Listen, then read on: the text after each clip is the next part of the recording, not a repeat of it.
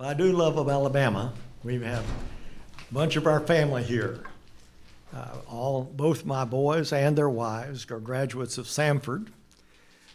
Craig went on and went eventually to Southern Seminary and served in Hawaii and came back, worked at Lifeway for a season, and then is back out in Hawaii as executive director for the Hawaii Pacific Baptist Convention. He has 3 children. One was a missionary in Thailand with campus outreach for 5 years. Learned the language well. One of the women who was a staff with campus outreach in Thailand, they sensed God leading them together and got married 6 years ago Sunday. Back in Tennessee. She is Thai. They have 4 children, 4 years old, 2 years old, and twin girls who are 7.5 months old. So they got their kids quick. And he is the young couples pastor at Briarwood Presbyterian Church in Birmingham. He started that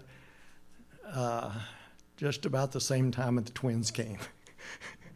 Pretty remarkable. His brother is in Northwest Arkansas, an entrepreneur, has been working with a large company as a state sales director, and he's had a boy and a girl, almost 2, and they had twins a month ago, a boy and a girl, so they each have a balance. And he is just starting with a new company in April, and will move to Kansas City from Northwest Arkansas in the fall to become co-owner of a part of that company that he's going to work for. So Craig's youngest is a daughter who is a teacher, school teacher, in Honolulu, and out from Honolulu on Oahu. So my younger son's daughter and son-in-law, both, she's a master's at Auburn, and he got his engineering degree at Auburn. They are right now in the state of Washington. They're members of Valleydale here. And they have, before they got married, have felt called to the Northwest. And so they are meeting with a pastor and wife who are planning a church in Washington State. Bethany and Joseph, my daughter and granddaughter, and her husband will be lay people. He'll be an engineer. She'll continue to do some adjunct teaching at a school. So they had 3 children. And then the other 2 daughters are Marissa and Laurelyn. They're both graduates of Auburn. Marissa is now in Thailand as a missionary with another organization. And her sister is still in Auburn doing work with Launch Global, which is preparing young adults for mission ministry overseas. So it's been fun. So 6 grandchildren, 11 great-grandchildren. May you live so long that you can enjoy that.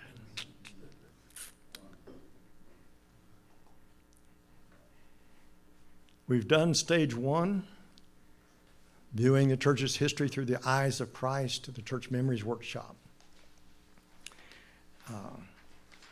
And now we're getting looking around, that I always call the stage 1, the looking back, and the looking around is the current reality that Dan has just, I always love to listen to what he has to say. Stages 3 through 5 are based on what you'll find on page 95 as a church model and process. I call this the look up. And you'll see that at the end of stage 2, and sometimes I've done it at the beginning of stage 3, but I tend to do it at the end to try to introduce this church modeling process to the transition team to get them ready for those next 3 stages. And whereas stage 1 is look back and stage 2 is look around, stage 3 through 5 is to look up. And the reason I'm saying look up is because Jesus sets the agenda for the church. This is about the church. But Paul in Colossians identified in chapter 1, verse 18, that he, Jesus, is the head of the body, the church. Let's say that together. Jesus is the head of the body, the church. Again, Jesus is head of the body, the church. So that means the pastor is not the head of the body. He is a servant leader of the body. But Jesus is still the head. And so, taking just a little bit of time to be able to overview a church modeling process. What's the first word of that title? A. So it's not the. It doesn't mean it's the only way you could describe church, but it is a way. And it's a way that we've found very helpful, and that the lay people, it turns on some lights for them. Many of the people, it's like Dan said, that if you did a survey, what does a church exist for? ESPN, Ford, those others that you saw on that list, you could immediately name. Well, what was their answer? Fellowship. But that's only one of the responsibilities. It is one, but it's one of 5. And so being able to have a way to be able to help them to understand what is the church all about, and why does it do what it does, can be very helpful for them, for sometimes, most of them, for the first time, really understanding this thing that I've committed my life to. When I committed my life to Christ, I've committed to his church. So we'll see that on the left side is the biblical principles, which helps them to be able to understand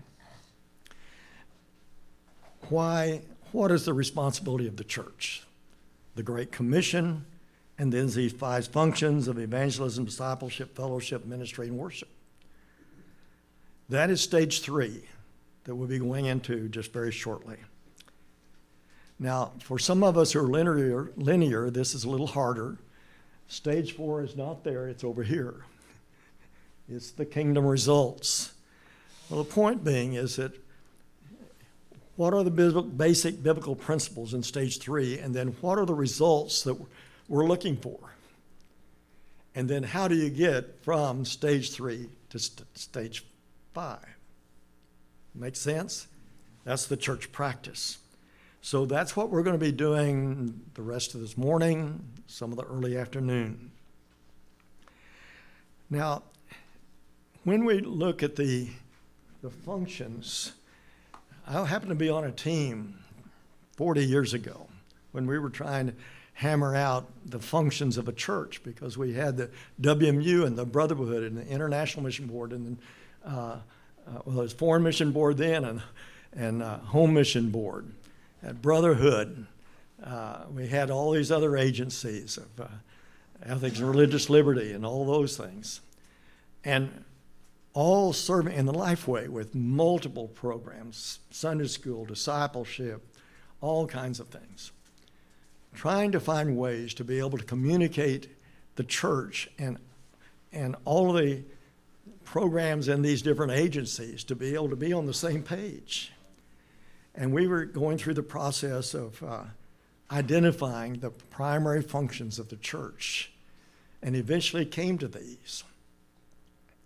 Well, one of the ones that was really probably the biggest thing was, why isn't missions not on the list?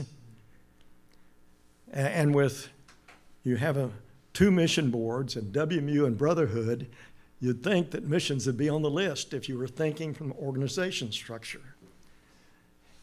But we eventually came to the conclusion that missions isn't another function of the church. Missions is doing church in other locations. You know, it is, and so it is a part of the package that goes as you go. Another was prayer. But ultimately we came to the conclusion that prayer is the foundation of it all. It can't be reduced, or it cannot be categorized into just another function of the church. It is the foundation of what the church is about. Now, I've liked this process because in this, it provides some clarity about the church. It has, and as we walk through the stages 3, 4, and 5 and explain each of those sections, it'll make more sense, but it just provides some clarity, and there is some movement. You see the guy over here on the left who's going up and becoming a disciple. He's a lost person, and eventually ending up in ministry. Again, it's hard to be able to put that in a two-dimensional graphic, but to recognize that there is a movement in this process, and there's alignment. One of the things that is often overlooked are the lines. Now, in most of our churches, we already think about if open groups, closed groups, and worship, and corporate worship, we're trying to get the people in Sunday school into worship and the people who are in worship into the Sunday school classes, right? So in most churches, they think of that line. But if you can think of all of these elements of the church practice having some type of linkage and alignment and heading in the same direction. And then just a sense of focus. What are we really trying to accomplish? We're really trying to accomplish to lead people to be more like Christ, to have more people reach for Christ, more service in the name of Christ, and more of Christ's heart for the world.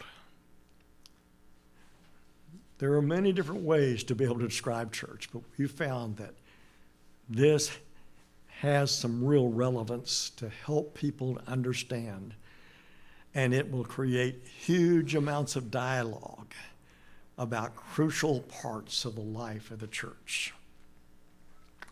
Now, let's talk just a few minutes about just the whole idea of corporate prayer.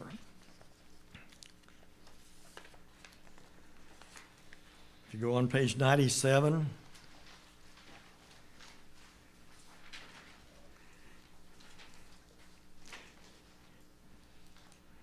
even the model prayer uses plural language. Our Father, forgive us. It doesn't mean that there isn't private time or prayer, and that is crucial too. Jesus himself would withdraw for times of prayer. But there's a value of helping the congregation to see the corporateness, the togetherness of prayer, and the value and the essentiality of prayer. One of the things that you have the privilege of doing is to help the people learn to pray. Transitional pastor, teach us to pray.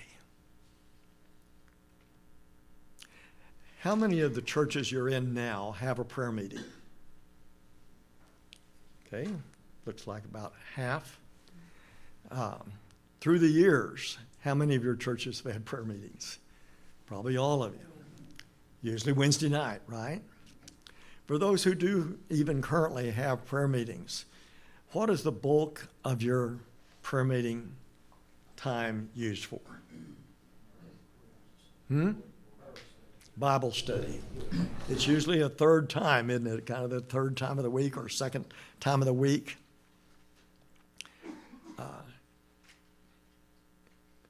The actual praying often is very brief. Many have a prayer list. What's mostly on the prayer list? Sick folks, right. Is that important to pray for? Sure it is. Sure it is. But you have the opportunity, if you're in a church that is a church that has predominantly pray for the sick folks and primarily another Bible study to prepare for, you could have the privilege of being able to guide them to be able to transform the weekly prayer meeting. And you can do that as however fast or however slow you choose to do that. But most of them are very willing for you to do any kind of adaptation you choose to make. And thus you can begin to reduce the Bible study quickly or over time, and to expand the time of prayer. And so if you're expanding the time of prayer, what kind of prayer needs are you going to introduce to them? What are, someone name one? The lost. What? Lost. The lost people. Actually spending time praying for specific lost people. What else? Missions and missionaries. Missions and missionaries.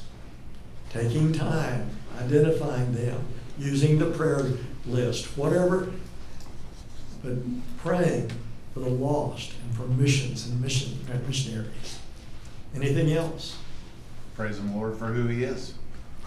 Praising the Lord for who He is. Adoration. Adoration, yes.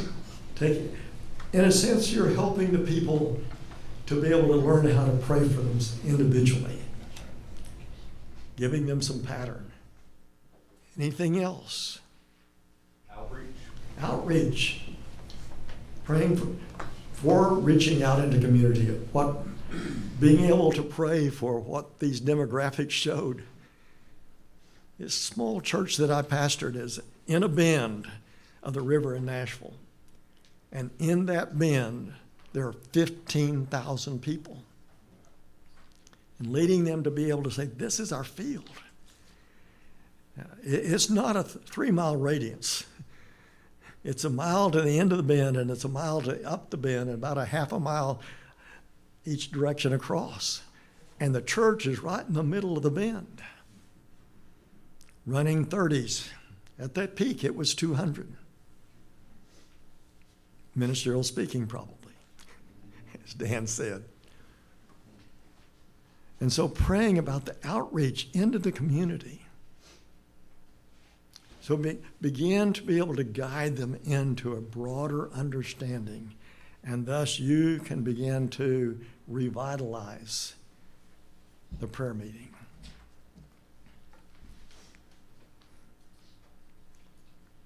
I'd like for us to take about 5 or 6 minutes for you to be able to just get in pairs, just make sure everybody's covered. I think it's going to work out pretty good. I think there's an even number of people on each of these rows. Just pull together with a person near you and take time just to not to introduce a prayer request. Pray your own personal prayer request for yourself. Whatever is pressing on your mind right now. It may be something family or church or personal, health, whatever it is.